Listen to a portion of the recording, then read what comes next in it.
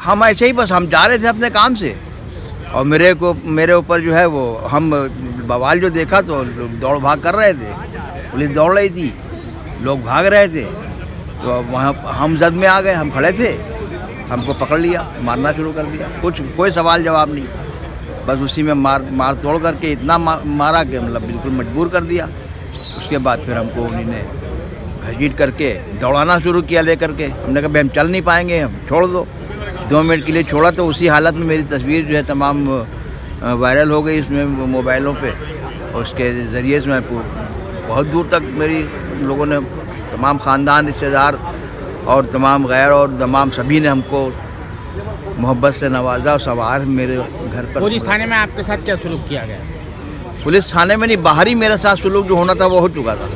Police थाने में तो ये हुआ कि जब मैं डॉक्टरी के लिए 11 बजे करीबन ले जा रहे थे वो सिविल अस्पताल, तो वहाँ पर एक उन्हीं के पुलिस के ही लोगों में से मतलब आम पब्लिक का आदमी, उसने मेरे पैर पे पेचकस खोसा, कस के मारा।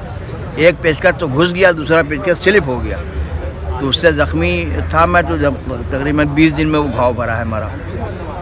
अब क्या सूरत हाल है? आप जो है आपको डर खौफ लग रहा होगा बहुत, जिस तरह का जुल्म हुआ है लखनऊ में।